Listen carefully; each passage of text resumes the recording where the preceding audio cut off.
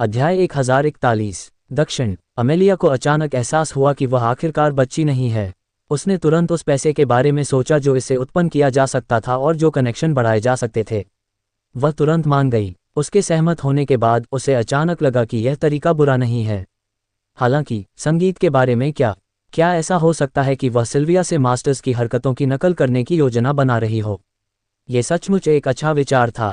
हालांकि भले ही वह उदास मनोदशा में हो, वह मालिकों की हरकतों को याद नहीं कर पाएगी। वह मोटे तौर पर केवल कुछ धुनें ही गुनगुना सकती थी, हालांकि उसके लिए पूरे गीत को रिकॉर्ड करना असंभव था। आखिरकार वह सीखने और रिकॉर्डिंग के बजाय संगीत कार्यक्रम का आनंद लेने के मूड में थी। अगर वह इसे 10 या 8 बार भी सुनती तो भी वह केवल कुछ पसंदीदा धुनें ही याद कर पाती। डूडियन ने उसकी हैरान अभिव्यक्ति देखी। उसने बगल से एक नोटबुक निकाली, उसे स्याही में डुबोया और तेजी से लिखा। नोट उसकी नाक की नोक पर ऐसे तैर रहे थे मानो वे नोटबुक से उड़ने वाले हों। मंद रोशनी वाले कमरे में केवल बर्फ के कागज पर हंस की कलम के टकराने की आवाज़ और एडवर्ड और अमेलिया की सांस लेने की आवाज़ थी। अमेलिया ने गूस्कुल से बाहर निकलते नोटों को देखा। उसने जल्दी से एक पेज भर दिया और फिर एक नया पेज खोल लिया। वह पूरी तरह से स्तब्ध थी। वह काफ़ी देर तक मुंह खोले रही लेकिन कुछ बोली नहीं। जब वह वापस होश में आई तो उसने तुरंत अपना मुंह बंद कर लिया। उसे डर था कि उसकी आवाज़ डूडियन की विचार प्रणाली को परेशान कर देगी और उसके हाथ में कलम को बाधित कर देगी। आधे घंटे बाद डूडियन ने कलम बंद कर दी और किताब बंद कर दी। किताब की स्याही बहुत पहले सूख चुकी थी। यहाँ तक कि आखिरी पेज भी वैसा ही था।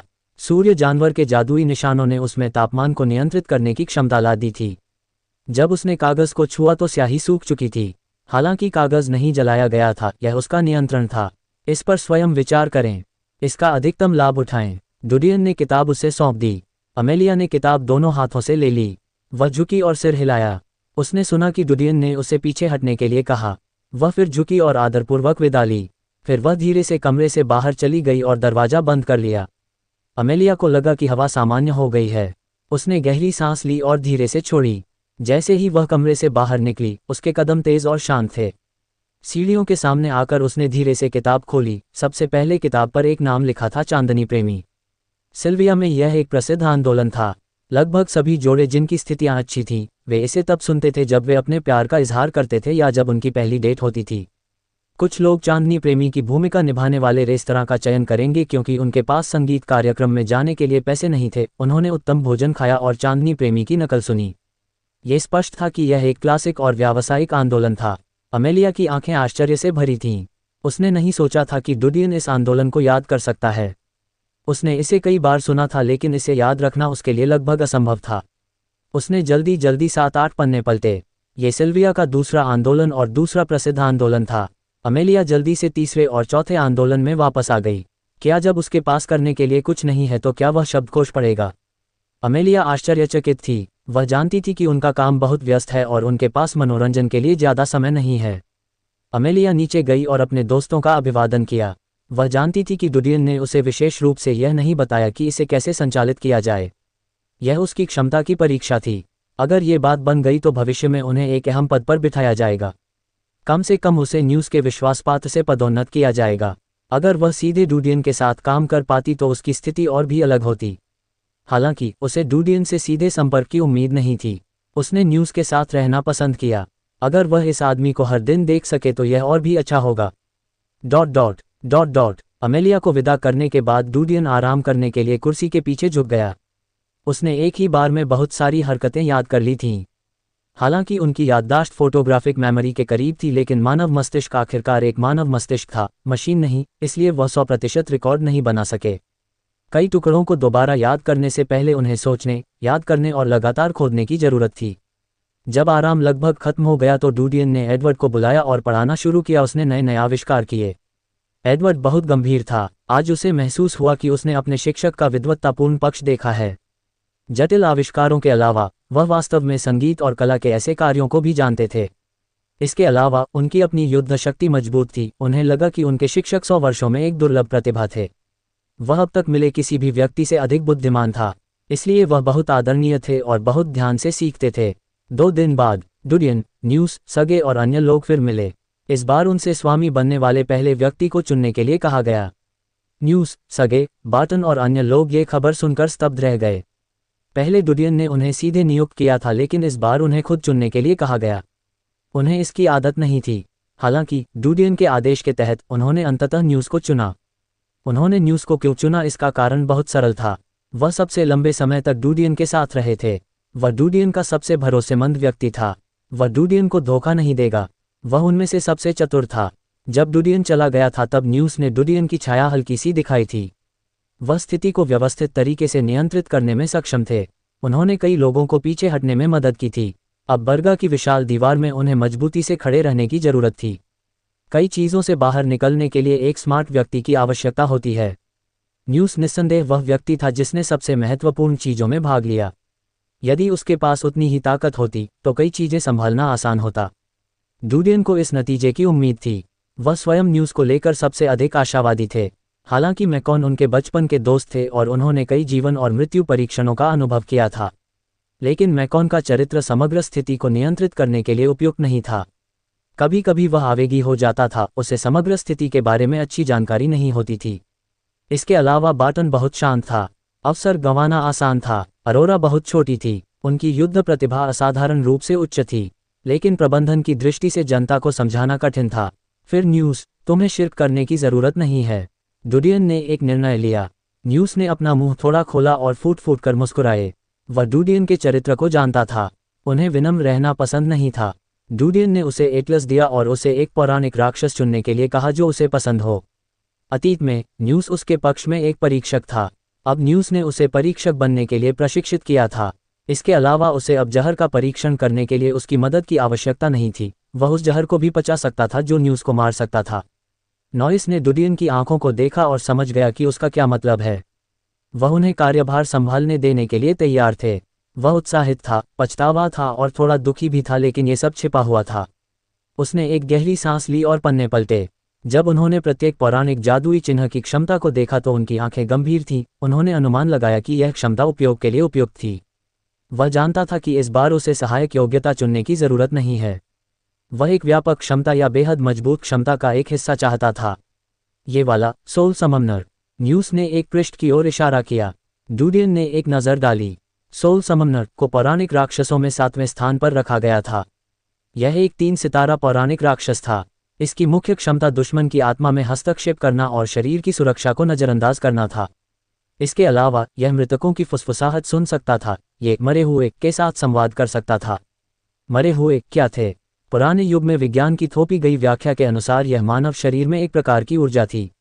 इसे विद्युत चुंबकीय क्षेत्र के रूप में समझा जा सकता है। हालांकि कोई भी इस स्पष्टीकरण का उत्तर नहीं दे सका। हालांकि मनुष्य सैकड़ों प्रकाश वर्ष दूर ब्रह्मांड को देख सकते थे, लेकिन वे इसका उत्तर नहीं दे सके कि क्या उनके पास आत्मा थी या आत्मा क्या थी। हालांकि सोल सममनर की क्षमता ऐसे काम कर सकती है जिन्हें समझाया नहीं जा सकता। यह ऐसी कई चीज़ें थीं जो मनुष्य सहज रूप से कर सकते थे, लेकिन इसके पीछे के सिद्धांत को नहीं समझा सकते थे। जादू के निशानों की क्षमता जीवित प्राणियों की क्षमता थी। ये किया जा सकता था, लेकिन इसकी व्याख्या नहीं की जा सकती थी। क्या आप निश्चित हैं? डूडियन ने उसकी ओर देखा। न्यूज़ ने रास्ता चुना था, इसलिए उसने हस्तक्षेप नहीं किया। न्यूज़ ने सिर हिलाया। मास्टर, मुझे ये चाहिए। अच्छा। डूडियन ने सिर हिलाया। ये क्षमता न्यूज़ के लिए बुरी नहीं थी। इसके अलावा उन्होंने महसूस किया कि न्यूज़ को मैजिक इंस्टीट्यूट से जादू के निशानों की कीमतें पूछनी चाहिए थीं। नेक्रोमेंसर की कीमत बहुत महंगी नहीं थी। उनमें से 5 को खरीदने के लिए उन्हें पैसे जुटाने में ज़्यादा समय खर्च करने की जरूरत नहीं पड़ी। 1.5 महीना बाद में नॉइस ने 5 आत्मा सम्मनियों को आत्मसात किया और शासक बनने की योग्यता प्राप्त करते हुए सफलतापूर्वक अपने जादुई निशानों को मजबूत किया। जहां तक भगवान की मज्जा की बात है तो इसकी कीमत जादुई निशानों से हजारों गुना सस्ती थी। शासक को सीधे अवशोषित करने के लिए नॉइस के लिए उन्होंने पहले से ही बहुत कुछ संग्रहित कर लिया था। समूह ने 1.5 महीने में 5 प्रसिद्ध परजीवी आत्मा कीड़े खरीदने के लिए धन जुटाने के लिए मिलकर काम किया। जिस गति से उन्होंने पैसा कमाया वह पहले से ही काफी भयानक था। आखिरकार उन्होंने कभी भी निषिद्ध क्षेत्र को नहीं छुआ था, हालांकि वहां बहुत अधिक ग्रे आय थी। हालांकि ग्रे आय नियमों के अनुमत दायरे के भीतर थी।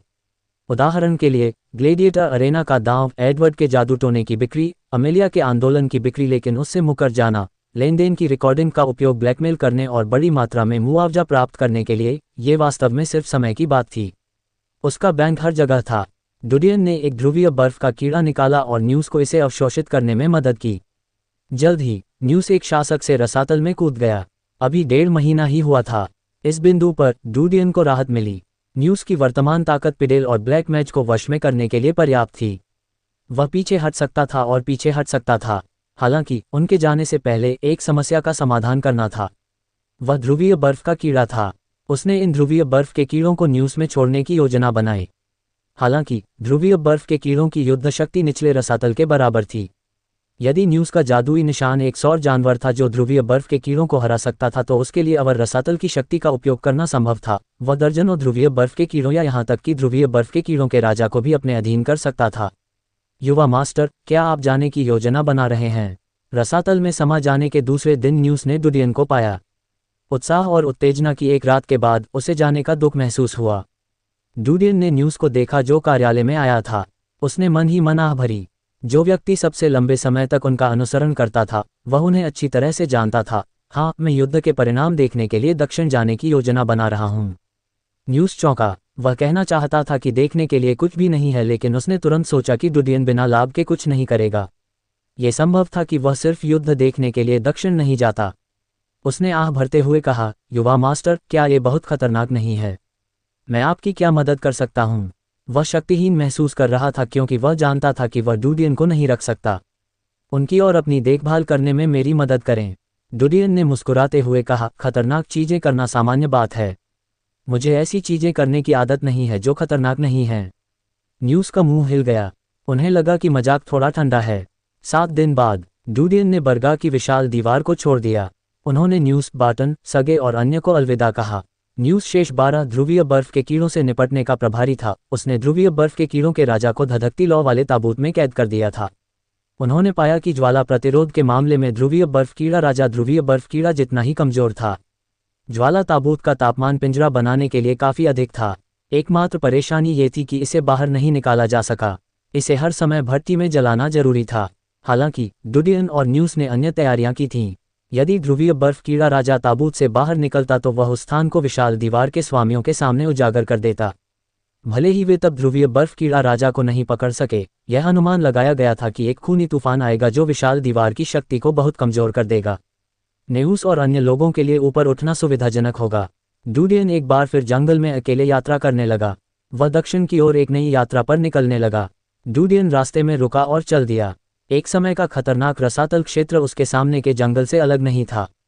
कभी कभी वह इबिस स्तर के राक्षसों से मिलता था, जिसे वह सिर्फ एक वार्म अप समझता था। इससे नीरस यात्रा में थोड़ा मजा आ जाता था।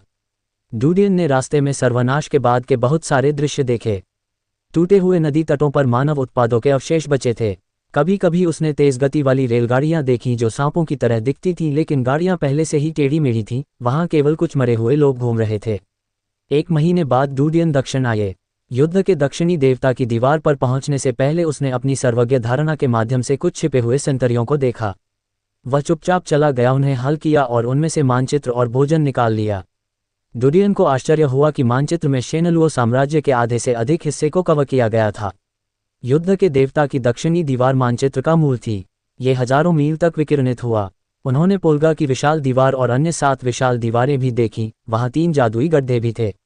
अध्याय 1042। दीवार पर चढ़ो। डुडियन ने मानचित्र को नीचे उतार लिया और उसे लपेट दिया। बताओ, आगे युद्ध की स्थिति क्या है? एक संतरी जो घास में छिपा हुआ था, उसे डुडियन ने प्रताड़ित किया। संतरी डुडियन से डर गया था जो अंदर घुस आया था। इससे पहले कि वह विरोध कर पाता, डुडियन का तेज हाथ उसके माथे पर दबा दिया गया। उसकी भौहों के बीच की त्वचा कट गई थी। दर्द से उसे एहसास हुआ कि ब्लेड कितना तेज था। हालांकि संतरी ने हार नहीं मानी। हालांकि उसने कोई किताब नहीं पढ़ी थी, वह जानता था कि चूंकि डुडियन ने उस पर हमला किया था, इसका मतलब था कि वह साम्राज्य का दुश्मन था। यदि उन्होंने हार मान ली तो ये देशद्रोह के समान होगा। ये कुछ ऐसा था जो बचपन से ही उसकी हड्डियों में अंकित हो गया था। उसने फैसला किया कि वह हार मानने के बजाय मरना पसंद करेगा। डुडियन को उम्मीद नहीं थी कि जिस संतरी से वह पूछताछ करने जा रहा है वह वास्तव में एक कठोर हड्डी है। हालांकि उन्होंने इसकी परवाह नहीं की। अतीत में उन्हें ऐसी कई भूमिकाओं का सामना करना पड़ा था।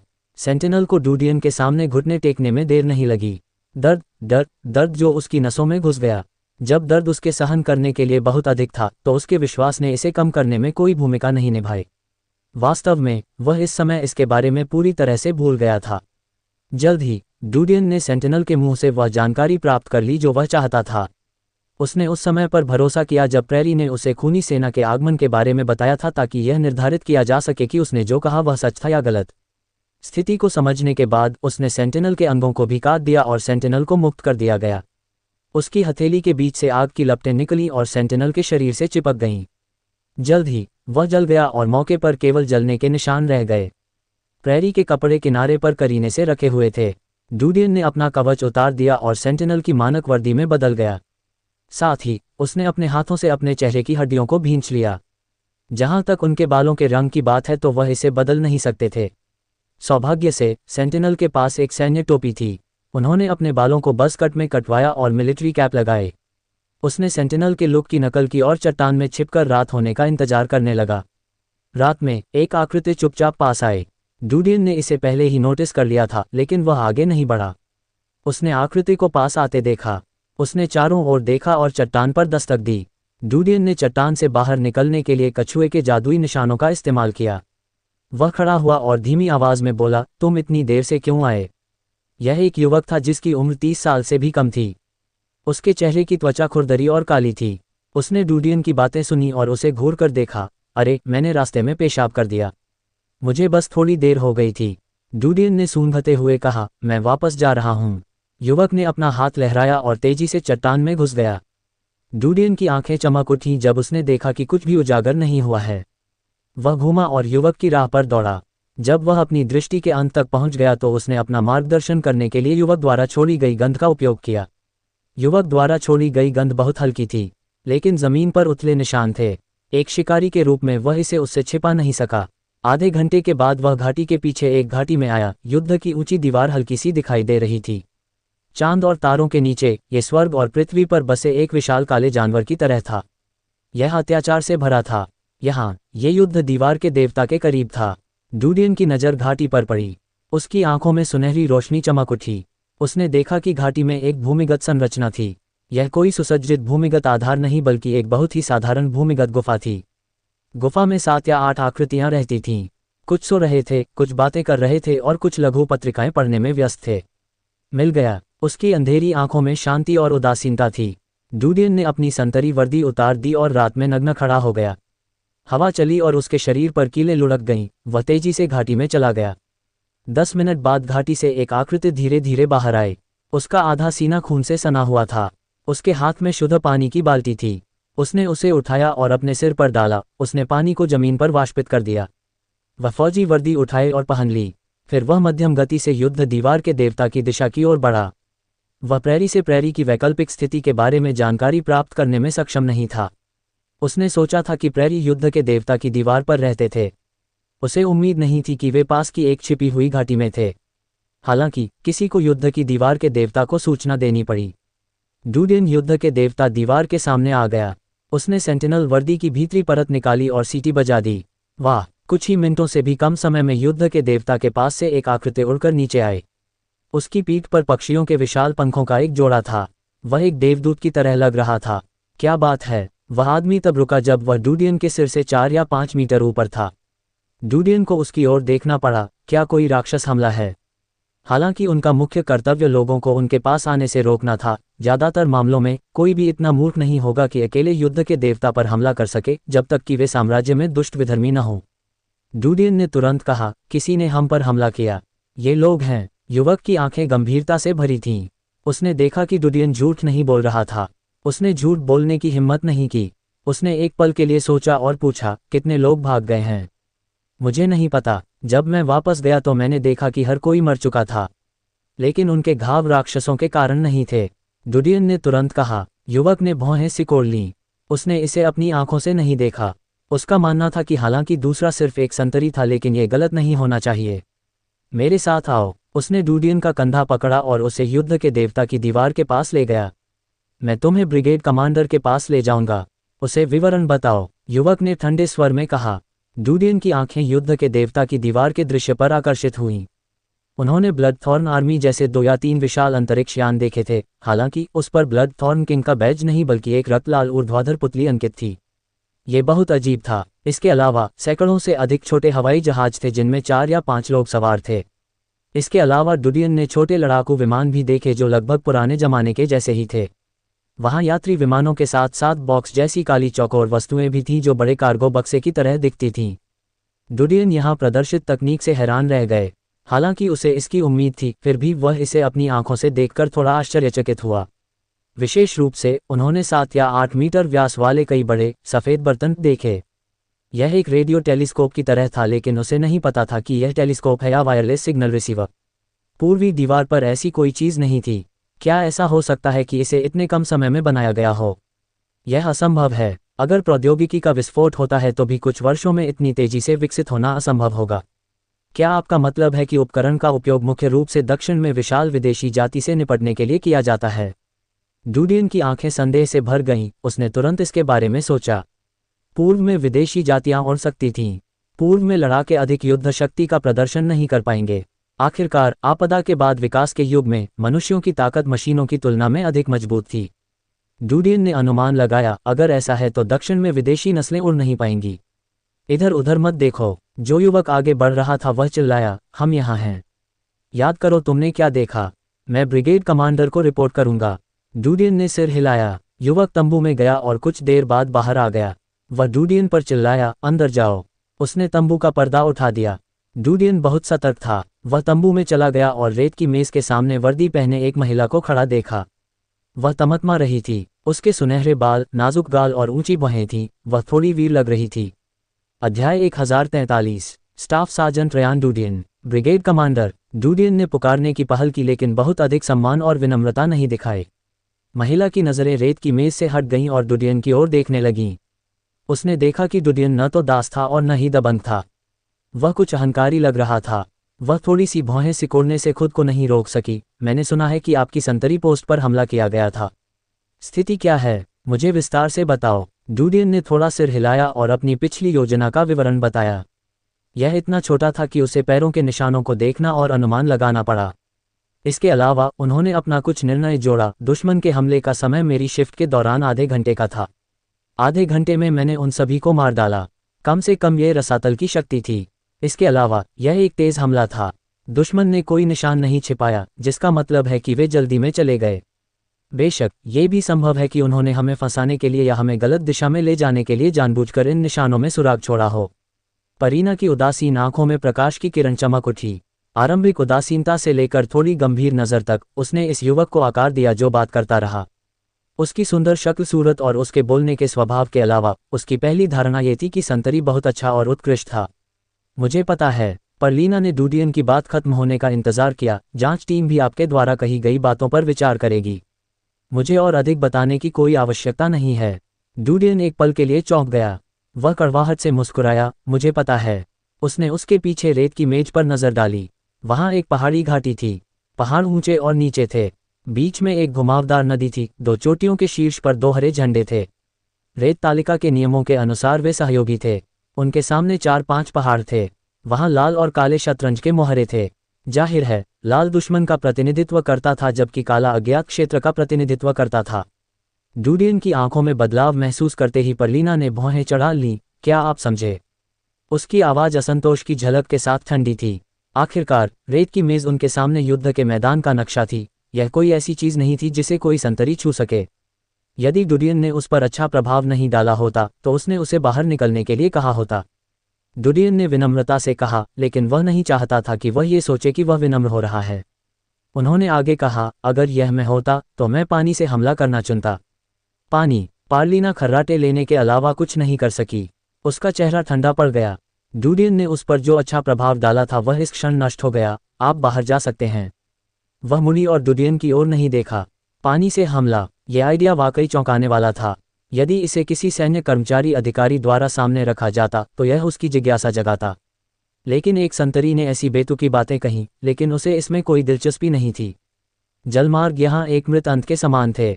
पानी से गुजरने के लिए पानी में राक्षसों को मारना पड़ता था। केवल यही बिंदु अकेले कई सैनिकों के नुकसान का कारण बन सकता है। डुडियन ने थोड़ा भौहें चढ़ाईं।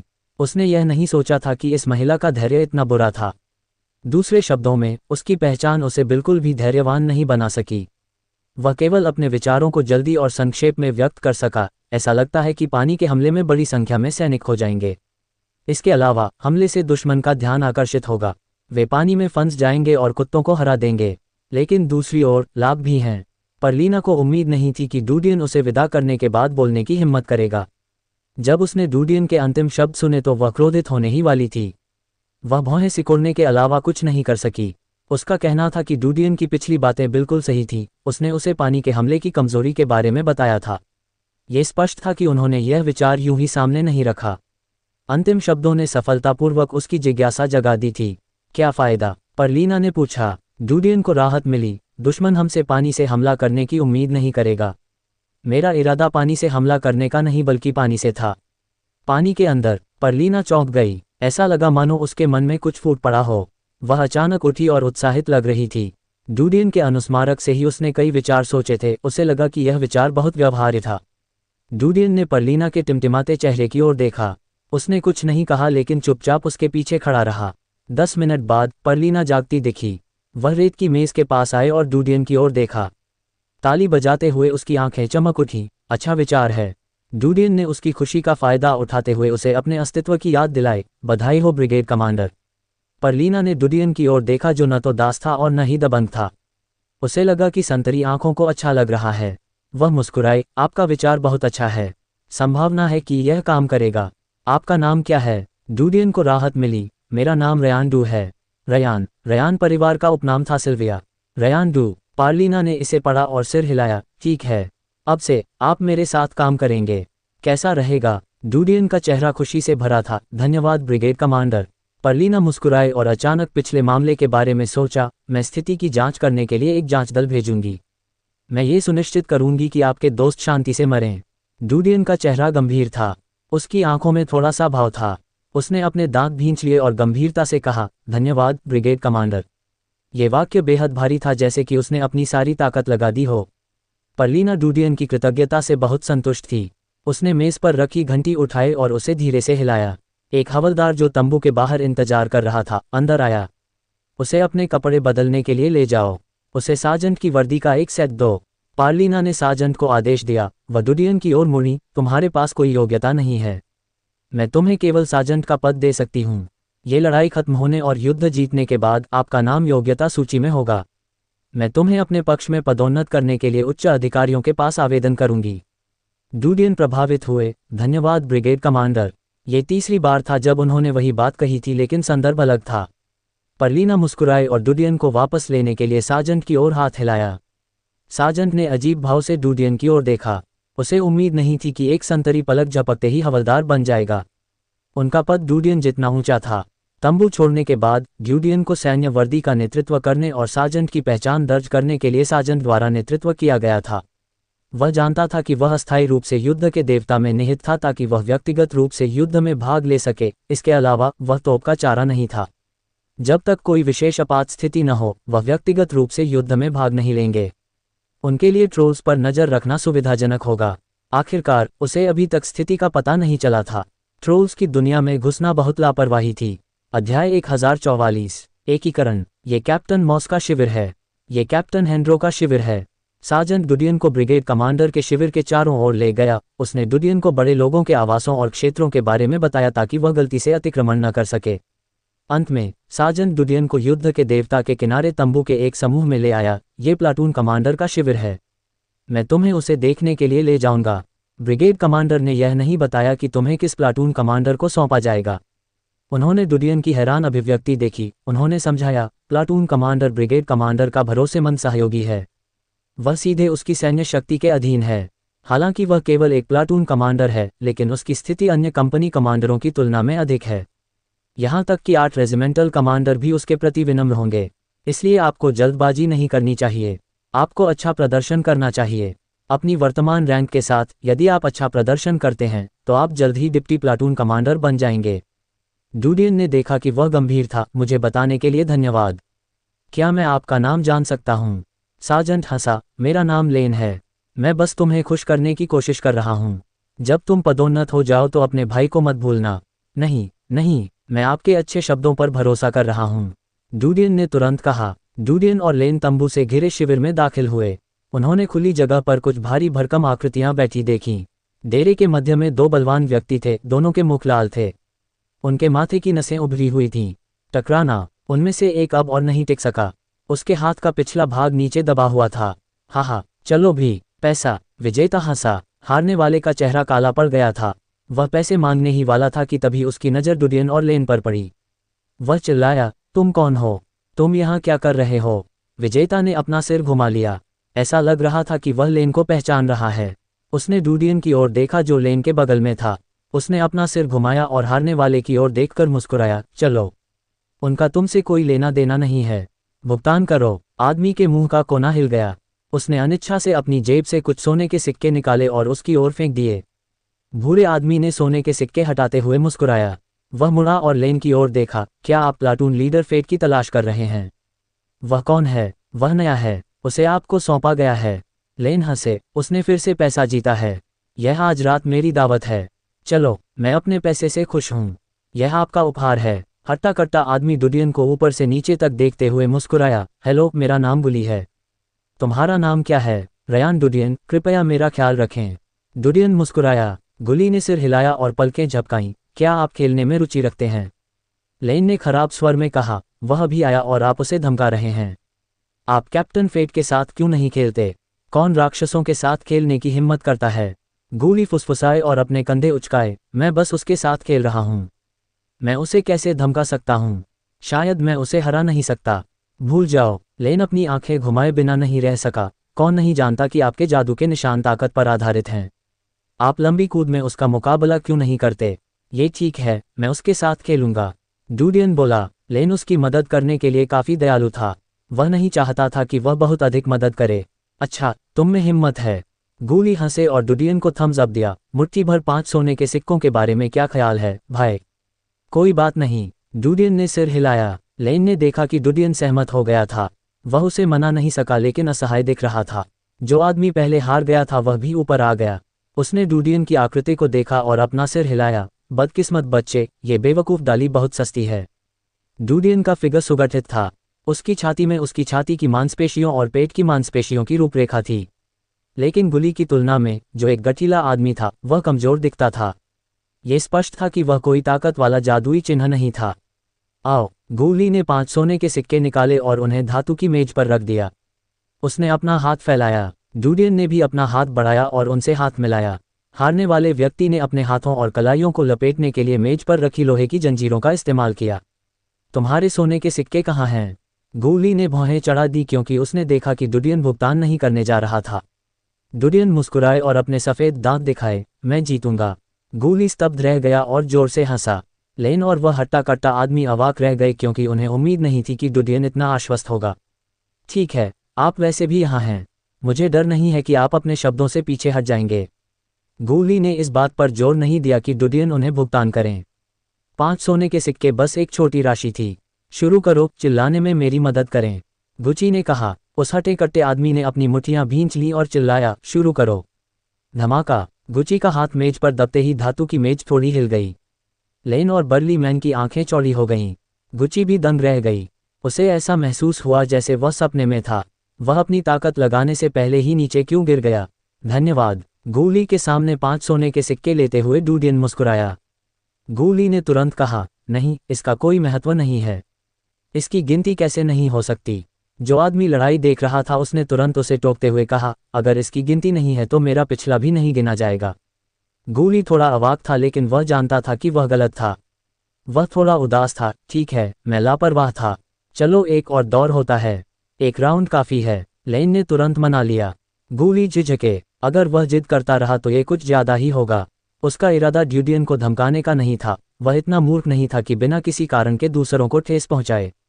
ये ठीक है, मैं बस मौज मस्ती करना चाहता हूँ। डुडियन मुस्कुराया। गुली को राहत मिली। भाई डीन सही हैं। इस बार मैं लापरवाही नहीं करूंगा। डुडियन मुस्कुराया। एआरएम कुश्ती फिर से शुरू हुई।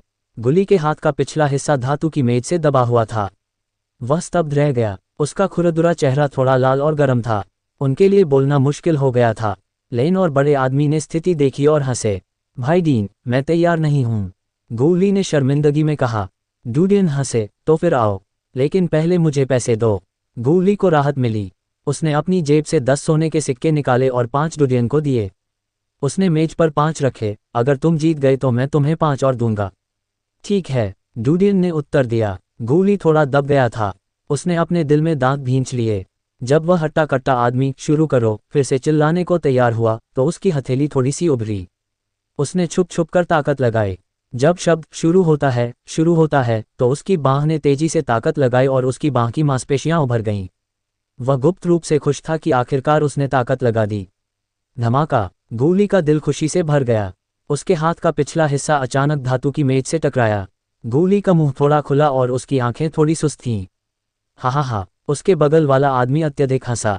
उसने एक हाथ से धातु की मेज पकड़ ली और दूसरे हाथ से अपना पेट ढक लिया। लेन आश्चर्यचकित था। उन्होंने डूडियन को देखा और पाया कि चीजें इतनी सरल नहीं थीं। गूली के सामने 5 सोने के सिक्के रखते समय डूडियन मुस्कुराया। उसने 10 सोने के सिक्के अंदर धकेल दिए उसके सामने। मैं इस जगह से परिचित नहीं हूँ।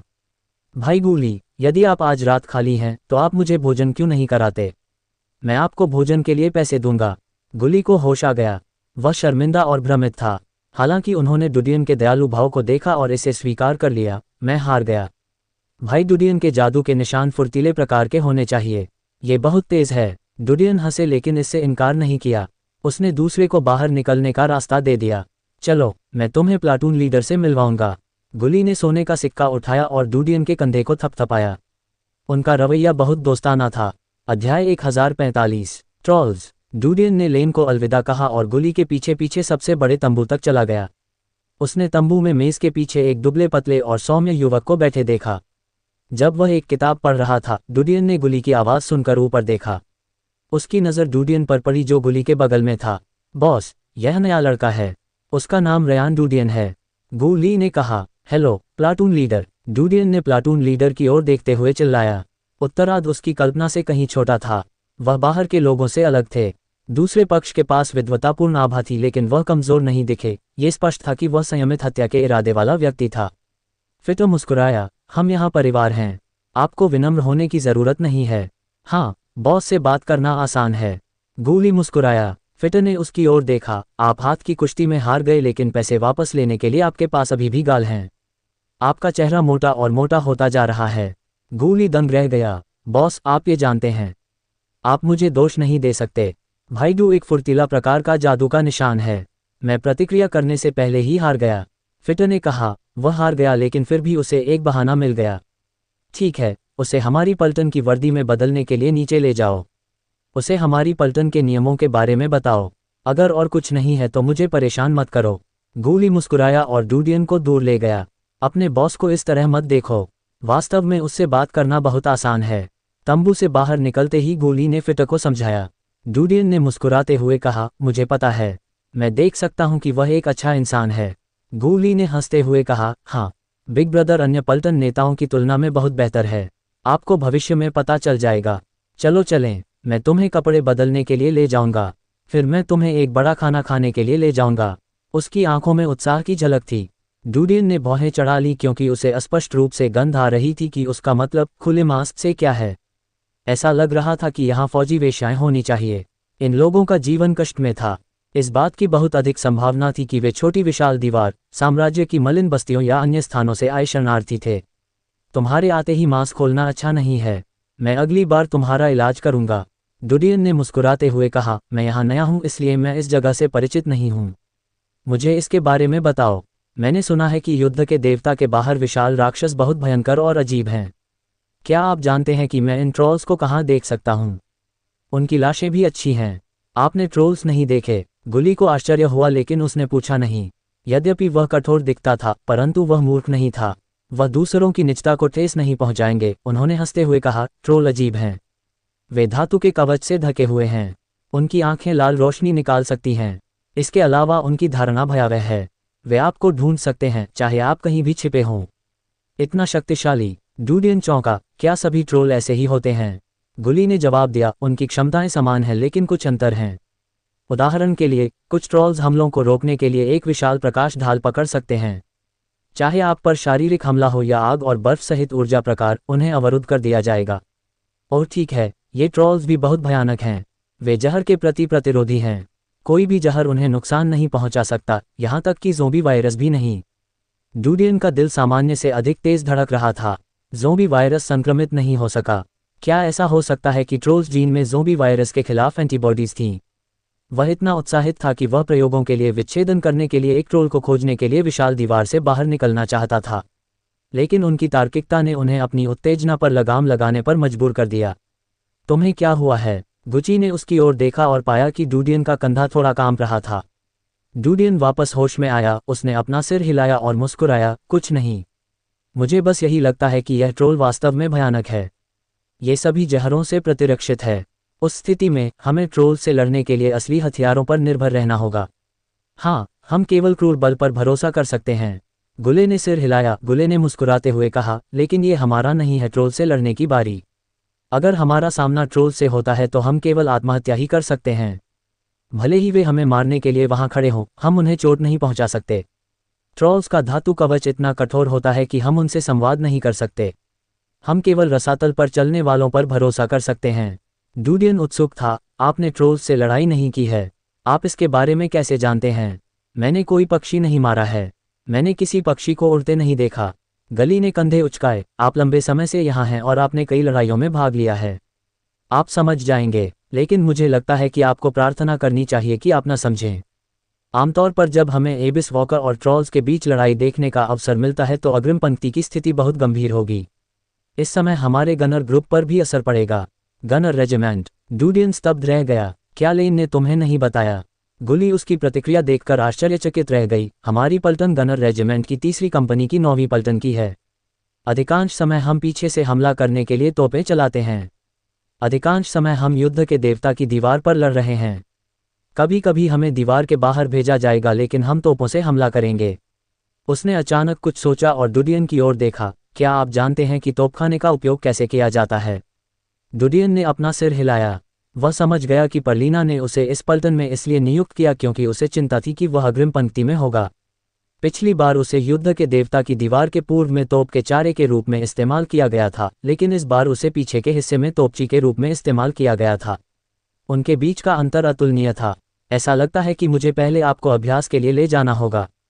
चिंता मत करो, ये चीज़ कठिन नहीं है, लेकिन इसमें बहुत अधिक ऊर्जा लगती है। गुली हंसी। ये पहली बार था कि डूडियन को पता चला कि गनर बनना एक मेहनत है। उसने गुली और उन अन्य सैनिकों के बारे में सोचा जिन्हें उसने पहले देखा था। वे कठोर और मजबूत थे। ऐसा लग रहा था कि यहाँ की तोपें उसके विचार से भिन्न थीं। गुली डूडियन को सैन्य वर्दी शिविर में ले आए। उन्होंने डूडियन को वर्दी के 2 सेट चुनने में मदद की। वह डूडियन को आसपास के वातावरण से परिचित कराने के लिए ले आए। अंत में वह डूडियन को तोपखाने के सामने ले आया। डूडियन को आखिरकार समझ में आया कि तोपखाना एक हाथ का काम क्यों था। तोपखाने का आकार तो पुराने ज़माने के जैसा ही था, लेकिन आकार बिल्कुल अलग था। अकेले आधार 5 से 6 मीटर लंबा था। आधार पर तोप की क्षमता लगभग 50 सेंटीमीटर थी। बैरल 7 से 8 मीटर लंबा था। बैरल के पीछे दूरबीन के साथ साथ बैरल के कोण को नियंत्रित करने के लिए एक हैंडल भी था। पूरी चीज़ खराब लग रही थी। जब तक आप इसे अच्छी तरह से पकड़ते हैं तब तक सामान्य गोलीबारी अपेक्षाकृत सरल होती है, लेकिन एक विशिष्ट स्थान पर राक्षसों को मारने के लिए आपको कोण को नियंत्रित करने की आवश्यकता है। एक बार तोप सक्रिय हो जाने पर इसे लगभग 10 मिनट तक दागा जा सकता है। आधार सीपीयू से भरा है और स्वचालित रूप से भर जाएगा, लेकिन हमें कोण को नियंत्रित करने की आवश्यकता है। तोप के सक्रिय होने के बाद मोड़ के कोण को एक बड़े प्रतिक्षेप बल को सहन करने की आवश्यकता होती है। मेरे हाथ देखो, वे सभी इसी चीज़ से बने हैं। गुली ने डूडियन को समझाया। उसने उसे दिखाने के लिए अपना हाथ बढ़ाया। डूडियन ने देखा कि उसके हाथ भट्टे और जले हुए पदार्थों से भरे हुए थे। उन्होंने उस स्थान को देखा जहां बैरल बेस से जुड़ा था और पाया कि यह मोबाइल था। बैरल का हटना आधार पर दबाव से कम था। आधार गोला बारूद से भरा हुआ है। The barrel is mobile. हमें पीछे हटने की भरपाई के लिए जनशक्ति पर निर्भर रहना होगा। डूडियन ने पाया कि तोप का डिजाइनर बहुत चतुर था। उसने पुराने युग की तोपखाने में सुधार किया था ताकि वह इस युग के लिए पूरी तरह से अनुकूल हो सके, एक गनर पर भरोसा करते हुए, क्योंकि आधार मूल तोप की शक्ति को दर्जनों गुना बढ़ा सकता था। हालांकि तोप की बैरल लगातार गोले दागने का सामना कर सकती थी। मैं आपके अभ्यास से पहले पढ़ने के लिए एक तोप मैनुअल लाऊंगा। गुली ने मुस्कुराते हुए कहा, सौभाग्य से हमने कुछ दिन पहले ट्रोल आक्रमण को विफल कर दिया है। अगले कुछ दिनों में कोई युद्ध नहीं होना चाहिए। आपके पास अभ्यास के लिए पर्याप्त समय होना चाहिए।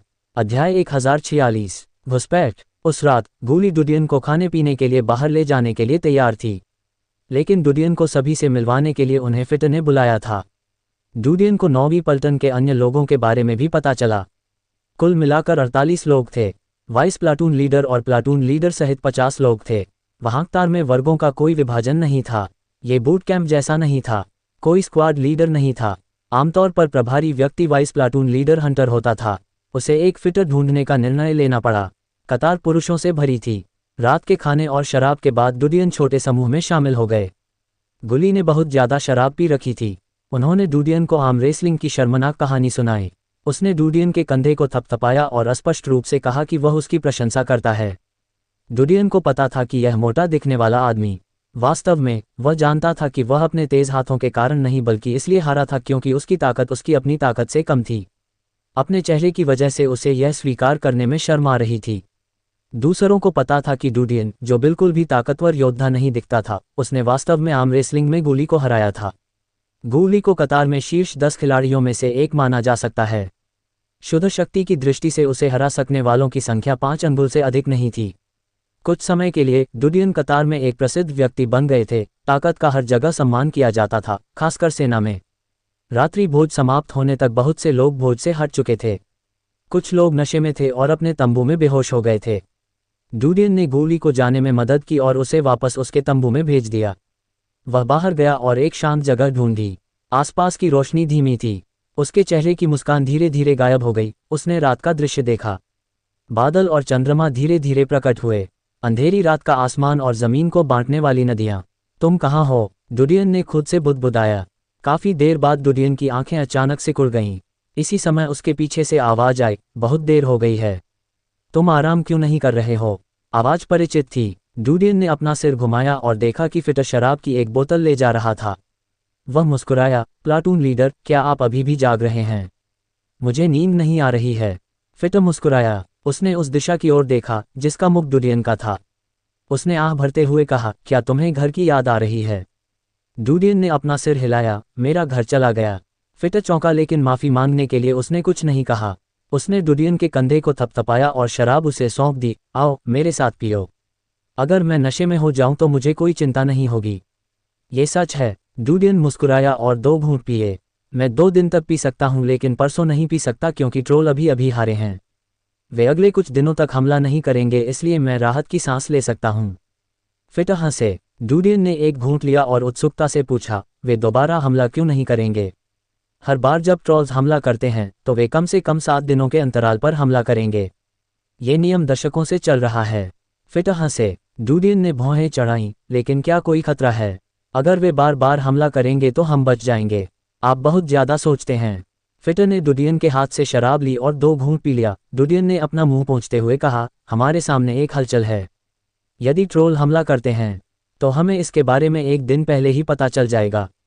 इसलिए लगभग कोई स्थिति नहीं है जहां ट्रोल हमला करते हैं। भले ही ट्रोल राहत शिविर के हमले से बच जाएं, हम समय पर प्रतिक्रिया करने में सक्षम होंगे। भले ही हम नशे में हों, हम डरते नहीं हैं। सैन्य चिकित्सा शिविर ने हमें बहुत कुछ दिया है। दवा। एक बार जब लड़ाई शुरू हो जाएगी तो शराबी जागकर जागने में सक्षम हो जाएगा। डुडियन समझ गया कि वह बहुत अधिक चिंता कर रहा है। युद्ध के देवता की दीवार सैकड़ों वर्षों से खड़ी थी। यहाँ की सुरक्षा लोहे की दीवार की तरह थी। कल मैं किसी को आपको तोपखाने से परिचित कराने के लिए ले जाने के लिए कहूँगा।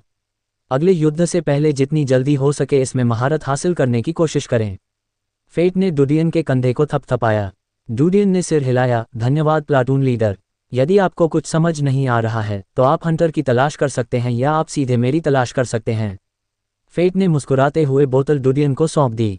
वह घूमा और अपना हाथ हिलाया। डुडियन ने अपने हाथ में बोतल की ओर देखा। उसे लगा कि उसका गला थोड़ा गर्म है लेकिन वह नशे में नहीं था। वह अपने दिल में आहें भरने के अलावा कुछ नहीं कर सका। उनके लिए अपनी वर्तमान काया के साथ नशे में रहना बहुत मुश्किल था। उनके शरीर से शराब का उत्सर्जन बहुत तेज था। इसके अलावा ये नियंत्रण से बाहर था। शायद मैं नशे में हूँ। शायद वे नशे में हैं। डुडियन फुसफुसाए। उसने दूर तक देखा और अचानक बोतल दूर फेंक दी। ऐसा लग रहा था मानो वह अपने हृदय का सारा अवसाद दूर फेंक देना चाहता हो। हालांकि जो बोतल उसने बाहर फेंकी वह केवल बोतल थी, बिना शराब की बोतल। अगले दिन डुडियन और फिटर ने तोपखाने का संचालन सीखने के लिए अनुभवी लोगों को बुलाया। शाम को गुली को डुडियन को खाने के लिए ले जाने और उसे मुआवजा देने का अवसर मिला। दोनों आर्टिलरी ग्रुप की सबसे बड़ी और एकमात्र फूड स्ट्रीट पर गए। डुडियन ने पाया कि फूड स्ट्रीट शहर की फूड स्ट्रीट के समान थी। ये खाने के स्टॉलों और शराबखानों से भरा हुआ था और खाने की सड़क पर कई संकेत थे। एक साझा झंडा था। गुली को पता था कि झंडे के पीछे साम्राज्य का एक अर्ल था। साम्राज्य में अर्ल विशाल दीवार में अर्ल से बिल्कुल अलग स्तर पर था। ये कहा जा सकता है कि साम्राज्य में कुलीन लोग ही वास्तविक कुलीन थे। विशाल दीवार के अधिकांश अभिजात वर्ग विशाल दीवार के पूर्वजों के वंशज थे। साम्राज्य में स्वघोषित उपाधि और नागरिक के बीच कोई अंतर नहीं था।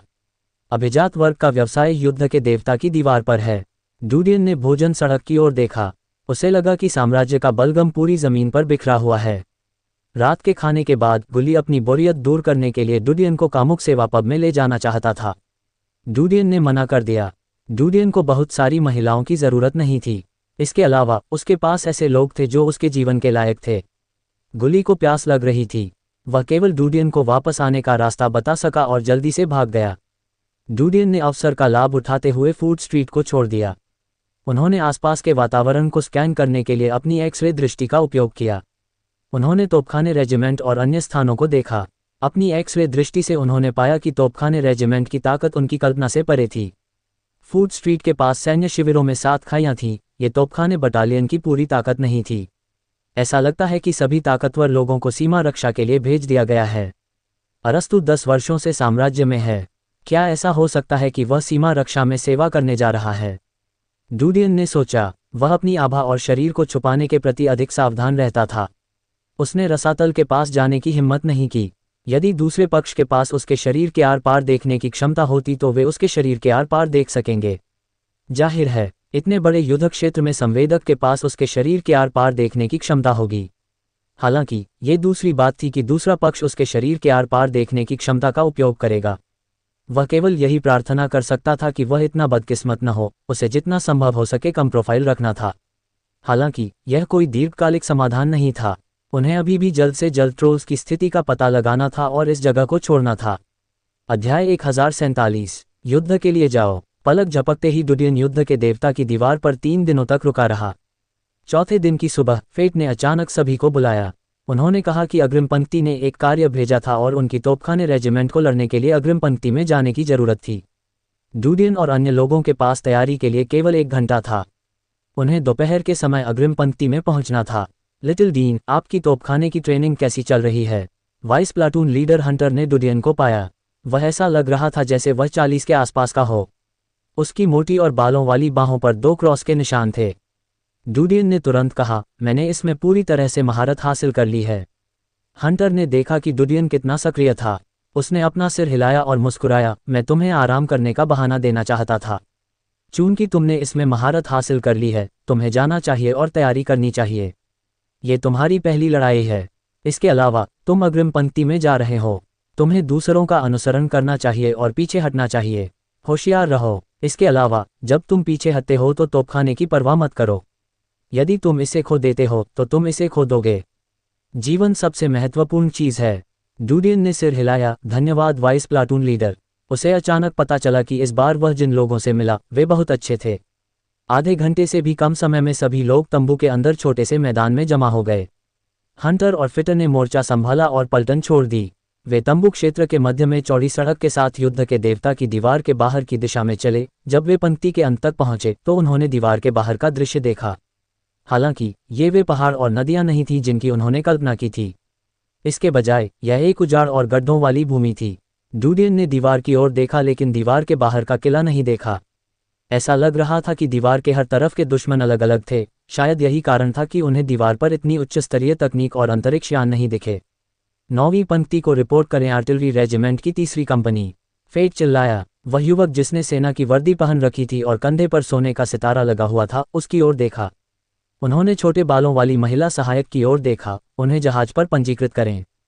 हाँ, छोटे बालों वाली महिला ने सिर हिलाया और पंजीकरण के लिए फेट के पास गई। फेट के नेतृत्व में हर कोई अगले हवाई जहाज पर चढ़ गया। प्रत्येक हवाई पोत में 5 लोग सवार थे। कुल 6 पायलट थे। जबकि डूडियन और अन्य लोग पंजीकरण के लिए कतार में इंतजार कर रहे थे, फेट और अन्य 4 पहले ही हवाई जहाज पर चढ़ चुके थे और चले गए थे। जल्द ही दूसरे हवाई जहाज ने उनका पीछा किया। पलक झपकते ही वह डूडियन था। वह गुली के साथ खड़ा था। वे एक ही हवाई जहाज पर चढ़ गए। युद्ध के देवता की दीवार से बाहर निकलते समय हवाई पोत एक पंक्ति में जुड़ा हुआ था। चारों ओर बादल और धुंध छाई रही। उनकी दृष्टि की रेखा तबाह भूमि से होकर गुजरी। दुनिया के अंत में उन्हें हल्का सा अंधेरा दिखाई दे रहा था। अंधेरे के कारण सभी लोग उदास हो गए। हवाई जहाज पर कोई नहीं बोला, यहाँ तक कि गली, जो थोड़ी बातूनी थी, चुप थी। उन्होंने डुडियन से कुछ शब्द कहे लेकिन कुछ नहीं कहा। आधे घंटे बाद हवाई जहाज धीरे धीरे उतरा। डुडियन ने चुपचाप हवाई पोत की दूरी और गति का अनुमान लगाया। उसने पाया कि उसके सामने का युद्ध क्षेत्र युद्ध के देवता की दीवार से कम 200 मील दूर था। हालांकि ये दूरी उसके लिए कुछ भी नहीं थी, लेकिन यह जमीन के करीब नहीं थी। ये देखा जा सकता था कि दक्षिण में युद्ध के देवता की दीवार तक सीमित नहीं था, बल्कि दीवार के बाहर विकसित किया गया था। इसका मतलब ये भी था कि दक्षिण में साम्राज्य की रक्षा दमन की स्थिति में थी। जैसे ही डुडियन ने इस बारे में सोचा, हवाई जहाज धीरे धीरे उतरा। गुली ने आह भरी, मुझे उम्मीद है कि इस बार हर कोई जीवित रह सकता है। वे सोच रहे थे कि क्या वे इस युद्ध में मरेंगे। हम जल्द ही ट्रोल्स को देखेंगे। डुडियन इसका इंतजार कर रहा था। जिस स्थान पर हवाई जहाज उतरा वह एक खाई थी। जमीन खाइयों से भरी थी और वहां विमान भेदी बुर्जें थीं। उनके सामने 50 मीटर ऊंची पत्थर की दीवार थी। पत्थर की दीवार के बाहर कई राक्षस चमक रहे थे, हालांकि भारी बमबारी के तहत उनके करीब पहुंचना मुश्किल था। वे हवाई जहाज से उतर गए। फिटर एक खाई के सामने इंतजार कर रहा था। हवाई जहाज से उतरने वाले लोग एक पंक्ति बनाकर खड़े हो गए थे। डुडियन, गली और अन्य लोग तेजी से दौड़े और टीम के पीछे खड़े हो गए। फिटर ने हवाई पोत से आए लोगों के अंतिम समूह के रूप में बात की। उन्होंने जोर से कहा, हमें खबर मिली है कि ट्रॉल्स 1 घंटे में हमला करने की संभावना है। ट्रॉल्स द्वारा भेजे गए अग्रिम पंक्ति के सैनिक हमारी रक्षा का परीक्षण करने के लिए हमला करने का नाटक कर रहे हैं। अगले घंटे में सभी को अपनी स्थिति समायोजित करनी होगी और अपनी स्थिति बनाए रखनी होगी। पीछे हटने के आदेश के बिना उन्हें जाने की अनुमति नहीं है, अन्यथा उन्हें सैन्य नियमों के अनुसार दंडित किया जाएगा। हाँ, सभी लोग एक स्वर में चिल्लाए। फेट ने थोड़ा सिर हिलाया और हंटर से अपने लोगों को उनके संबंधित स्थान पर ले जाने के लिए कहा। खाई के बगल में पहले से ही तोपें लगी हुई थीं। तोपों के आधार के नीचे बड़े बड़े स्टील के पहिए होते थे जिन्हें धकेला जा सकता था, लेकिन जिस समय पहियों को उठाया गया और बांधा गया, वे मजबूती से जमीन पर टिके हुए थे। दो लोगों के पास एक एक तोप थी और वे बारी बारी से उसे चलाते थे। डुडियन और एक परिचित व्यक्ति को एक तोप सौंपी गई। उस व्यक्ति को ऐसा लग रहा था कि डुडियन उसे नहीं जानता। वह तोप के आधार पर खड़ा हुआ और मुस्कुराया, हेलो रेयान डुई, मेरा नाम डेलाई है। हेलो, डुडियन ने सिर हिलाया, कृपया मेरा ख्याल रखें, ऐसा मत कहो, मैं भी एक नौसिखिया हूँ। डेलाई ने अपने सामने पत्थर की दीवार को देखते हुए मुस्कुराते हुए कहा, ये राक्षस अग्रिम पंक्ति की रक्षा को तोड़ सकते हैं और हमारी तोपखाने बटालियन पर हमला कर सकते हैं। ऐसा लगता है कि ट्रोल्स का आक्रमण छोटा नहीं है। डुडियन आश्चर्यचकित था, क्या हम अग्रिम पंक्ति में नहीं हैं? बिल्कुल नहीं, हमारी आर्टिलरी बटालियन युद्ध क्षेत्र के मध्य और बाद के हिस्से में है। हमारे सामने सेना का किला है। ये राक्षस अवश्य ही सेना के किले के चारों ओर घूमकर इस ओर छिपकर आ गए होंगे, अन्यथा सेना के किले की स्थिति खतरनाक है। डेलाई ने भौहें चढ़ा दी। डुडियन हैरान था क्योंकि उसे नहीं पता था कि युद्ध क्षेत्र कैसे विभाजित था, लेकिन उन्होंने अनुमान लगाया कि सेना के लिए एक विशेष रिट्रीट चैनल हो सकता है, अन्यथा उनके लिए तोपखाने बटालियन से इतनी दूर रहना असंभव होगा, अन्यथा वे राक्षसों की वापसी का विरोध करने में सक्षम नहीं होंगे। तोपखाना बटालियन केवल देख सकती थी जैसे सेना और राक्षस एक साथ लड़े। वे हमला नहीं कर सके। ट्रोल्स, डुडियन ने सामने की ओर देखा। वह कभी कभार ऊंची छलांग लगाने वाले राक्षसों के अलावा कुछ भी नहीं देख सका। ऐसा लग रहा था कि जमीन पर उसकी दृष्टि धीरे धीरे धुंधली हो गई थी। 1 घंटा बीत गया। पत्थर की दीवार के सामने गर्जना हो रही थी। उनके शरीर के रोमच्छिद सिकुड़ने से हर कोई हैरान रह गया। वे तनावपूर्ण लड़ाई की स्थिति में प्रवेश कर गए। तोप पर लगे दूरबीन से देखने पर उन्होंने देखा कि पत्थर की दीवार के पीछे कुछ जोरदार लाल बिंदु दिखाई दे रहे हैं। जैसे जैसे ये लाल बिंदु धीरे धीरे निकट आते गए, अधिक से अधिक लाल बिंदु दिखाई देने लगे। वे घनी तरह से भरे हुए थे और कुछ ही सांसों में उन्होंने पूरी दूरबीन पर कब्जा कर लिया। इस दूरबीन में इंफ्रारेड फंक्शन था। ये पत्थर की दीवार के बाहर कोहरे को भेद सकता है। इसे बस लाल बिंदुओं के अनुसार निशाना लगाना और गोली मारना था। अध्याय 1048, ट्रोल गॉड कैनन। वाह! पत्थर की दीवार के पीछे बुर्ज से बिगुल हॉर्न की मधुर ध्वनि आ रही थी। बिगुल हॉर्न एक राक्षस के सींगों से बना था। ध्वनि सरल और शक्तिशाली थी और यह किसी की लड़ाई की भावना को उत्तेजित कर सकती थी। पत्थर की दीवार युद्ध के मैदान के सामने रखी गई थी और यह असीम रूप से लंबी थी। हर दर्जन मीटर पर एक बुर्ज था। इस समय सभी बुर्जों पर बिगुल के हॉर्न एक ही समय में बज रहे थे, जैसे किसी सोते हुए प्राचीन विशाल जानवर की चीखें। आवाज इतनी शक्तिशाली थी कि पूरे युद्ध क्षेत्र में गूंज उठी। बिगुल की ध्वनि तरंगों से कई सैनिक स्तब्ध हो गए। उनका खून खौल रहा था और उनकी लड़ाई का जज्बा बढ़ रहा था। डूडियन को लगा कि केवल प्राचीन बिगुल ही बज रहे थे, वह और कुछ नहीं सुन सका। धीरे धीरे उसके शरीर में हत्या की मंशा जाग उठी। ऐसे युद्ध के मैदान पर भावुक होना आसान था। उसने एक गहरी सांस ली, वह जल्दी से शांत हो गया, लेकिन उसने बगल से दहाड़ने की आवाज़ सुनी। उसने अपना सिर घुमाया और देखा कि डेलाई अपनी मुट्ठी भींच रहा था। उसके चेहरे पर घबराहट और उत्तेजना थी। उसकी आंखें क्रूर हत्या के इरादे से भरी थीं। उसने दांत भींचे और आगे की ओर देखा। ऐसा लग रहा था जैसे वह सब कुछ भूल गया हो। सैकड़ों वर्षों के सीमा युद्ध ने युद्ध को परिष्कृत किया था। युद्ध प्रारंभ होने से सैनिकों का मनोबल बढ़ा हुआ था। धीरे धीरे हॉर्न बंद हो गया और ढोल बजने लगे। ये हमले का ढोल था। आइए शुरू करें। डेलाई डूडियन से कुछ कहना नहीं भूले। उसने तोपखाना पकड़ लिया और पहिया घुमा दिया। उसने डूडियन पर निशाना साधा। मैं पहले जाऊंगा। जब मेरा हाथ दुखेगा तो मैं तुम्हें बदल दूंगा। ठीक है। डूडियन ने सिर हिलाया। वह अपना पद छोड़ने के लिए पीछे हट गए। बूम बूम बूम, ढोल की थाप के साथ अचानक धमाका हुआ।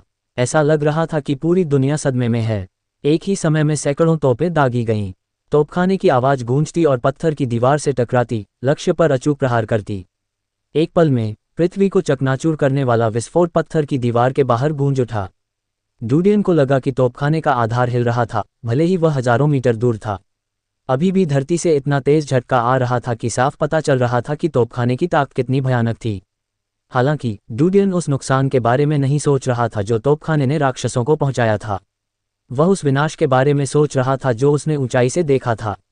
इससे कोई फर्क नहीं पड़ता कि यह किस प्रकार की लड़ाई थी, ऐसा लग रहा था कि ग्रह को सबसे अधिक नुकसान होगा। कुछ वर्षों के बाद भले ही मनुष्य पृथ्वी पर शासन करने की स्थिति में वापस आ जाए, लेकिन क्या पृथ्वी अतीत में लौट पाएगी? यह विचार डूडियन के दिमाग में कौंध गया। उसका दिल थोड़ा उदास हुआ, लेकिन जल्द ही तोपखाने की कानभेदी आवाज ने उसके विचारों को वास्तविकता में वापस ला दिया। वह पिछली भावनाओं के बारे में भूल गया। उनके सामने की हकीकत हमेशा लोगों को भ्रम भुलाने पर मजबूर कर देती थी। ये सभी राक्षस अग्रणी और मास्टर स्तर के हैं। डूडियन की आंखों में सुनहरी रोशनी चमक उठी। उसने पत्थर की दीवार से झांककर बाहर का दृश्य देखा। अनगिनत राक्षस भाग रहे थे, हालांकि तोप की संकेंद्रित मारक क्षमता से वे मारे गए। गोलाबारी के दमन के कारण ये राक्षस पत्थर की दीवार के करीब नहीं पहुंच सके। तोप की शक्ति उसकी कल्पना से कहीं अधिक थी। इसके अलावा ये सीमा में विनाशकारी था, इसमें एक घातक जहर भी शामिल था। उसने देखा कि कुछ गोले फटे, अनगिनत छर्रे निकले और सभी दिशाओं में बिखर गए, जिससे द्वितीय क्षति हुई। इसके अलावा जो धूल उड़ीगना था और बिखरता नहीं था। कई राक्षस घने कोहरे में घुस गए और उनके शरीर की गति स्पष्ट रूप से धीमी हो गई। इसके अलावा उनके शरीर पर लगे घाव तेजी से सड़ गए। कोई भी स्थान जहां खून धूल के कोहरे को छूता है वह जल्दी ही सड़ जाएगा और रिसने लगेगा। इस समय रसायन शास्त्र का प्रभाव रसातल से कहीं अधिक भयानक था। अनेक प्रकार के राक्षस थे। ऐसा लग रहा था कि उन्हें मौत का डर नहीं है। हालांकि कुछ राक्षस ऐसे भी थे जो गोले की बमबारी से डर गए थे। हालांकि उनके पीछे राक्षस बुलडोजर की तरह थे। उनमें से कुछ धीरे धीरे चले, कुछ को उनके पीछे के राक्षसों ने गिरा दिया और कुचल दिया। लगातार बमबारी से कुछ लोग मौके पर ही मारे गए। डूडियन ने राक्षस की आकृति न देखकर भौहें चढ़ा लीं। मेरे हाथ दुख रहे हैं, डेलाई चिल्लाया। उनकी पिछली लड़ाई की भावना थकान के कारण डूब गई थी। वह डूडियन की ओर मुड़ा और बोला, आओ और मुझे उठाओ। डूडियन ने सिर हिलाया। उसने चक्र घुमाया और उस स्थान पर निशाना साधा जहां सबसे अधिक राक्षस थे। जैसे ही गोला गिरा, मजबूत वापसी ने बैरल को डूडियन की ओर धकेल दिया। डूडियन ने उसे दोनों हाथों से पकड़ लिया। उसने प्रभाव को हटाने के लिए अंधेरे बल का प्रयोग किया। इसी समय घने लाल बिंदुओं का एक समूह ऊंचे आकाश से उड़कर आया। बुर्ज पर ड्रम तुरंत बदल गया। डूडियन को वह आदेश याद आ गया जिसका ड्रम प्रतिनिधित्व करता था। ड्रम में बदलाव का निर्देशन आर्टिलरी ग्रुप के विशिष्ट समूह द्वारा किया गया था। उन्हें बैरल को समायोजित करना था और आकाश पर हमला करना था। आकाश से काले बादलों का एक समूह उमड़ पड़ा। डूडियन ने उन्हें ध्यान से देखा। वे सभी कंकाल जैसे जादुई पक्षी थे। उनके मुंह अत्यंत बड़े और नुकीले थे। उनके शरीर से सड़ी हुई दुर्गंध आ रही थी। पत्थर की दीवार के सामने बैरलों की कतार तेजी से उठी और आसमान की ओर ऊंची हो गई। अचानक एक दहाड़ मच गई। तोपों ने एक सुर में गोलीबारी की। जैसे ही उन्होंने काले बादलों की ओर निशाना साधा, उन्होंने एक लाल चाप बनाया। काले बादल छट गए। असंख्य कंकाल पक्षी चहचहाने लगे और सभी दिशाओं में उड़ गए। डूडियन की त्योरियां चढ़ गईं क्योंकि उसे लगा कि ये तोपें हमले का सामना करने में सक्षम नहीं होंगी। वह बाहर निकलने का रास्ता सोचने लगा, लेकिन उसके हाथ नहीं रुके और उसने गोलियां चलाना जारी रखा। वाह! इसी समय ऊपर से एक हॉर्न की आवाज आई। एक मध्यम आकार का अंतरिक्ष यान पलक झपकते ही आकाश में उड़ गया। अंतरिक्ष यान अधिक हथियारों से सुसज्जित नहीं था और चालक दल के अधिक सदस्य भी नहीं थे, तथापि अंतरिक्ष यान पर एक बड़ा हॉर्न बज रहा था। पत्थर की दीवार पर पहुंचकर अंतरिक्ष यान धीरे धीरे रुक गया। अगले ही पल डूडियन और युद्ध के मैदान में मौजूद सभी लोगों ने एक गहरी और सरल गुंजन सुनी। ध्वनि तरंग अंतरिक्ष यान से निकलकर पत्थर की दीवार के बाहर ऊंचे आकाश तक फैल गई। सभी दिशाओं में उड़ने वाले कंकाल पक्षी डरे हुए पक्षियों की तरह थे। वे घबराकर पीछे मुड़े और भाग गए। कुछ दूर भाग गए तो कुछ गिर गए। डूडियन थोड़ा चौंका। उसे उम्मीद नहीं थी कि कंकाल पक्षी ध्वनि तरंग के हमले से डरेंगे। उसे अचानक एहसास हुआ कि साम्राज्य कई वर्षों से विदेशी जातियों से लड़ रहा था, इसलिए वे सीमा के बाहर के राक्षसों से परिचित थे। वह युद्ध के कुछ कैदियों को पकड़कर कमजोरी का पता लगाने में सक्षम होगा। उन्होंने ट्रोल्स के बारे में सोचा। शायद साम्राज्य को ट्रोल्स की कमजोरी पहले ही समझ आ गई थी। वह समस्त विदेशी जातियों की स्थिति की कल्पना भी नहीं कर सकता था। इस समय प्रकाश की एक किरण अचानक प्रकट हुई और पत्थर की दीवार के ऊपर अंतरिक्ष यान को भेद गई। प्रकाश की किरण का व्यास 10 मीटर से अधिक था। ये बहुत दूर से आया था। डूडियन का दृष्टिकोण इसका अंत नहीं देख सका। इसी समय प्रकाश की किरण चमकी और अंतरिक्ष यान को भेद गई। हॉर्न की आवाज गायब हो गई और अंतरिक्ष यान में विस्फोट हो गया। वह लहराया और आकाश से नीचे गिर गया। अंतरिक्ष यान के नीचे तोपखाने का विशिष्ट समूह जल्दी से पीछे हट गया। हालांकि मौके पर बचा हुआ तोपखाना अंतरिक्ष यान की चपेट में आ गया। डूडियन ने अचंभित होकर इसे देखा। उसे महसूस हुआ कि उसकी त्वचा कांप रही थी और उसका दिल धड़क रहा था। वह प्रकाश की किरण से बहुत परिचित था। यह एक लेजर था। विदेशी विशालकाय लेजर का उपयोग कर सकता था। यदि लेजर का लक्ष्य उस पर होता तो शायद उसके पास मारे जाने से पहले प्रतिक्रिया करने का समय भी नहीं होता। लेजर 10 मीटर से अधिक चौड़ा था और उसका पूरा शरीर राख में बदलकर गायब हो जाएगा। अचानक खतरे का एहसास होने के कारण वह तुरंत युद्ध का मैदान छोड़ना चाहता था। एक छोटी लेजर तोप द्वारा छोड़ा जा सकना दुर्लभ था, इतनी बड़ी मात्रा में ऊर्जा। डूडियन ने अपना सिर घुमाया और कहने ही वाला था कि उसका हाथ दुख रहा है। उसने देखा कि डेलाई अंतरिक्ष यान के विस्फोट को घूर रहा था। ऐसा लग रहा था कि उन्हें अचानक आई स्थिति की उम्मीद नहीं थी। उसने खांसते हुए डेलाई के दिवास्वप्न को तोड़ दिया। मेरा हाथ थक गया है। डेलाई एक पल के लिए स्तब्ध रह गए। वह तेजी से आगे बढ़कर कार्यभार संभालने लगा। उसके माथे से ठंडा पसीना बह रहा था। डूडियन ने देखा कि डेलाई भी डरी हुई थी। उन्होंने पूछा, क्या आपने ये स्थिति पहले नहीं देखी? डेलाई ने अपना सिर हिलाया। हाँ, मैंने इसे देखा है। लेकिन यहाँ ट्रोल तोपों का उपयोग किया जाता है। क्या वे वास्तव में हमला करने जा रहे हैं? मुझे आशा है कि यह सच नहीं है। अध्याय 1049 मेचा। डूडियन को लगा कि उसकी बातें कुछ अजीब थीं। हमला करने से उनका क्या मतलब था? क्या ट्रोल आक्रमण महज एक कृत्य था? किसी भी स्थिति में ये रक्षात्मक लड़ाई असामान्य लग रही थी। उन्होंने अपनी धारणा को आसपास तक बढ़ाया और किसी भी समय पीछे हटने के लिए तैयार थे। उसी समय ढोल की गहरी थाप सुनाई दी। उसी समय हॉर्न गरजा। ये पूरी सेना के पीछे हटने का संकेत था। डूडियन ने तुरंत रैडली को खींच लिया। भागो! रैडली को लगा कि उसका शरीर अचानक नियंत्रण से बाहर हो गया है। जब तक उसने प्रतिक्रिया की, डूडियन ने उसे तोपखाने के नीचे खींच लिया था। उसके पास सोचने का समय नहीं था। उसने जल्दी से ऊपर देखा। उसे ये देखकर राहत मिली कि तोपखाने पर मौजूद अन्य लोग भी तेजी से पीछे हट रहे थे। वह घूमा और डूडियन के पीछे भागा। बूम! दोनों कुछ कदम तक दौड़े। अचानक उनके पीछे एक जोरदार विस्फोट हुआ। जोरदार टक्कर से जमीन हिल गई। दोनों ने पीछे मुड़कर देखा तो पत्थर की दीवार टूटी हुई थी। दीवार में बहुत बड़ा छेद था। दीवार का किनारा जलकर काला हो गया था, मानो उसमें कुछ जल रहा हो।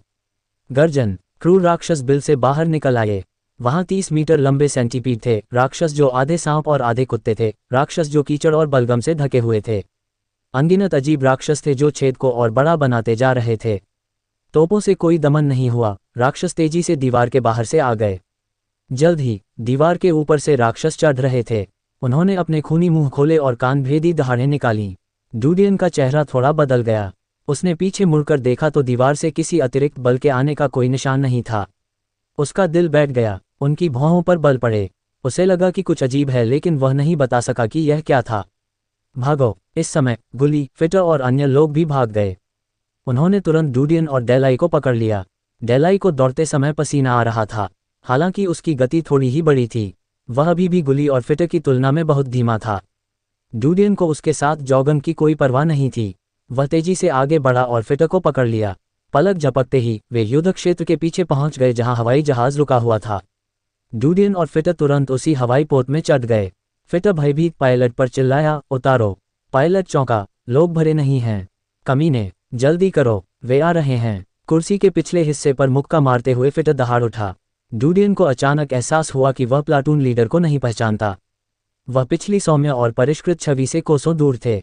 उसका दिल डूब गया। प्लाटून लीडर, क्या ऐसा पहले भी हुआ है? क्या हमारा तोपखाना समूह युद्ध के मैदान के पीछे नहीं है? क्या ट्रॉल्स ने हमला किया था? जैसे ही उसका गुस्सा शांत हुआ, फेट ने उसकी ओर देखा। डूडियन ने अपने दांत भींच लिए। मुझे नहीं पता। कोई गलती होगी। मुझे विश्वास नहीं है कि खुफिया विभाग के उन कमीनों को हमारे सामने की स्थिति का पता नहीं है। वे हमें अब पीछे हटने के लिए कह रहे हैं। लानत है। गर्जन। इसी समय दूर से दहाड़ने की आवाज़ आई। डूडियन की पुतलियां सिकुड़ गईं जब उसने 10 मीटर से अधिक लंबे काले जानवरों की एक पंक्ति देखी। उन्होंने पत्थर की दीवार को तोड़ दिया था और उसे धक्का दे दिया था। इन विशालकाय जानवरों के शरीर अजीब थे। वे सीधी आकृति में थे। उनके शरीर तेज ब्लेड और बैरल से ढके हुए थे। पहली नज़र में वे विशाल जानवरों की तरह लग रहे थे। विशाल जानवर का सिर एक विशाल छिपकली के सिर के आकार का था। हालांकि इसमें धात्विक चमक झलक रही थी। पहली नज़र में ये किसी मशीन जैसा लग रहा था। उसकी लंबी लाल आंखें 2 हीरे के आकार की माणिक जैसी थीं। यह कोई राक्षस नहीं बल्कि एक मशीन थी। झटके के बाद डूडियन की आंखों में एक सुनहरी रोशनी चमक उठी। उसकी एक्स-रे दृष्टि विशाल जानवर के शरीर में घुस गई। इस दृश्य ने उसे फिर से स्तब्ध कर दिया। आंतरिक इन विशाल जानवरों की संरचना वास्तव में यांत्रिक भागों से बनी थी। हालांकि विशाल जानवर की छाती में एक इंसान का हाथ, पैर, गर्दन, माथा और अन्य हिस्से थे जो ट्यूब में डाले गए थे। यह ऐसा था मानो उनके शरीर विशाल जानवर से जुड़े हुए हों। मेचा, ह्यूमन। डूडियन स्तब्ध रह गया क्योंकि वह प्रतिक्रिया करने में असमर्थ था।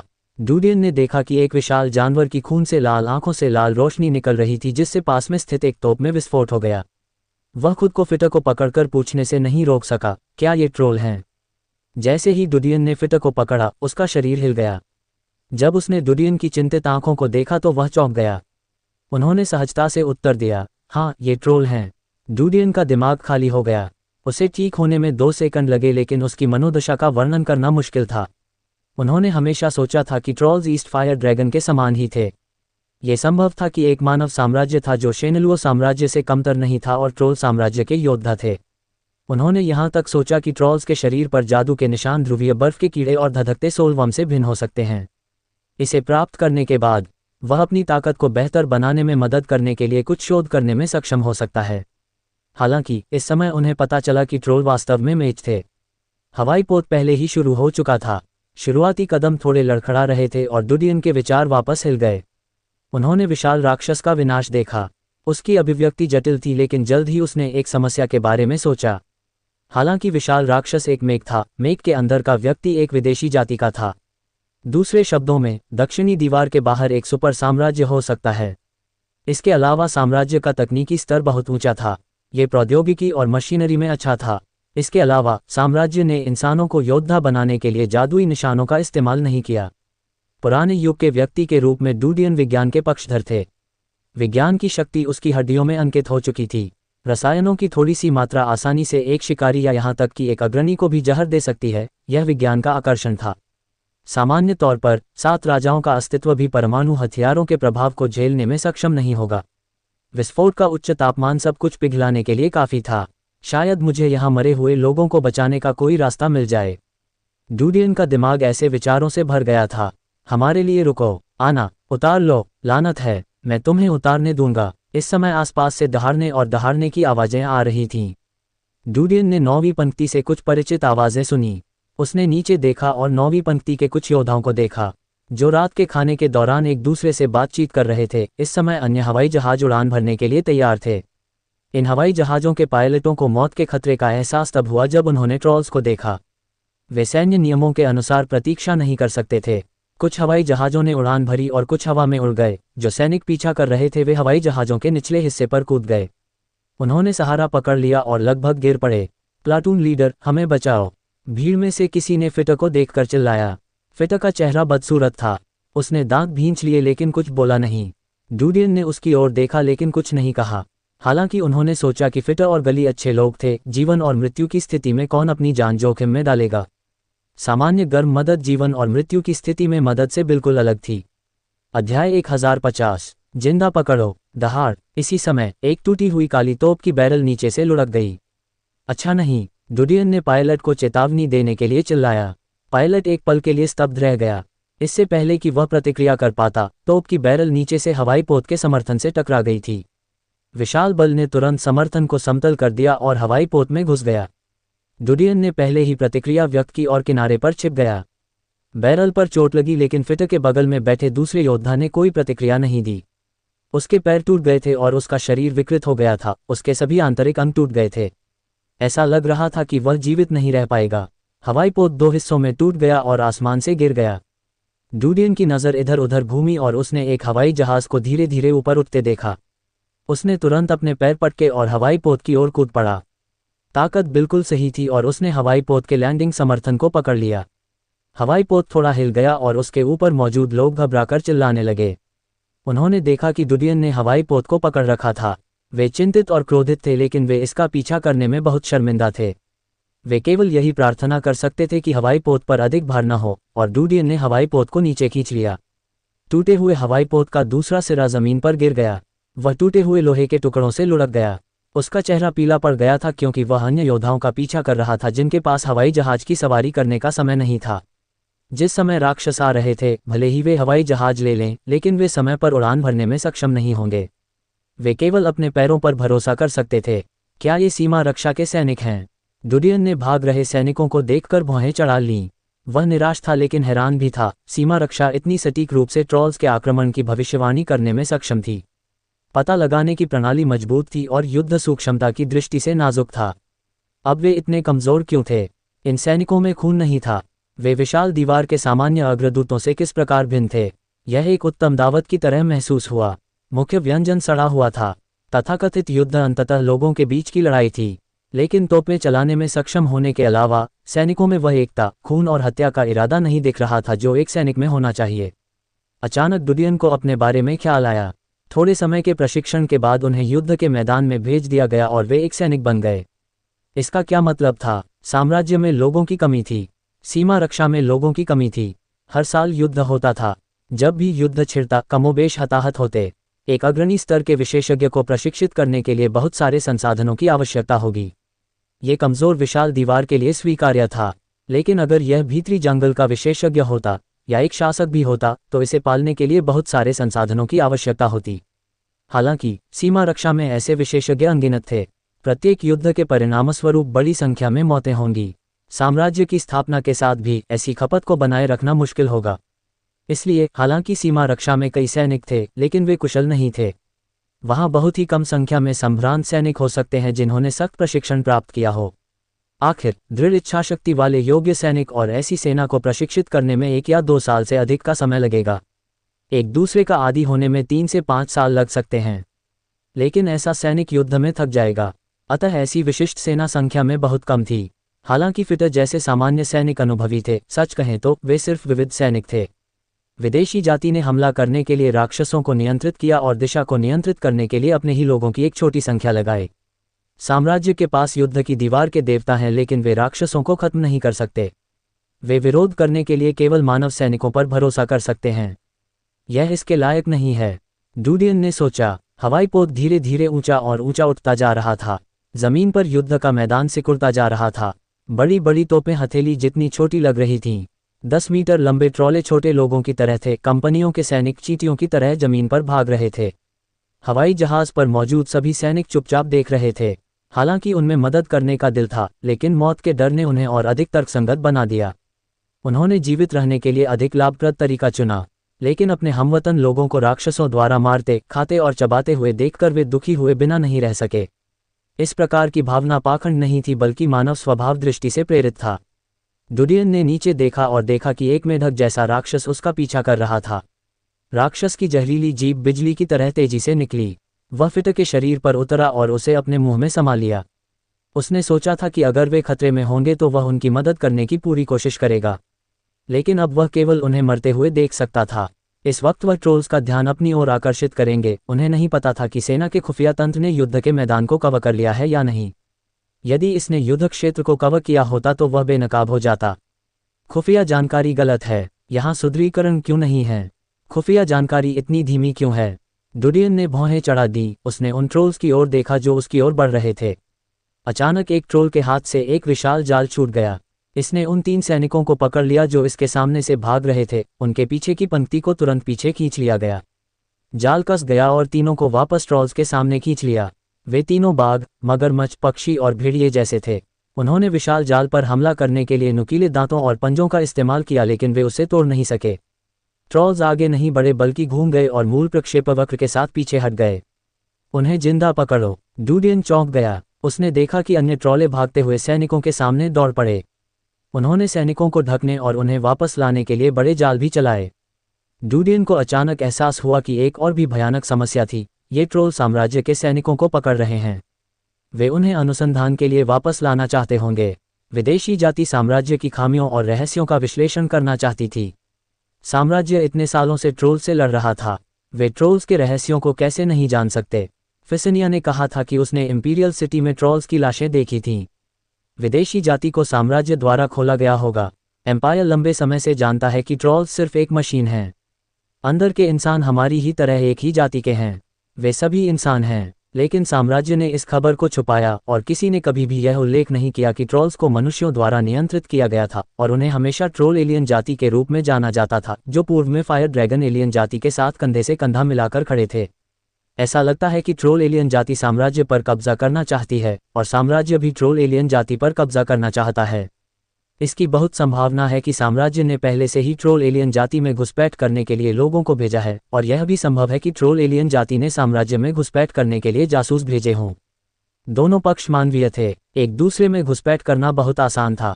डूडियन को लगा कि साम्राज्य और ट्रोल्स के बीच संबंध जटिल थे। एक छोटे सैनिक की स्थिति को देखना मुश्किल था जब तक कि वह 7 राजाओं में से एक न हो। वह साम्राज्य की सेना के शीर्ष से संबंध देख सकता था। मैं ट्रोल्स की तकनीक सीखना चाहता हूँ। शायद मैं साम्राज्य में शामिल हो जाऊं। वे वैसे भी इंसान हैं। डूडियन की आंखें चमक उठीं।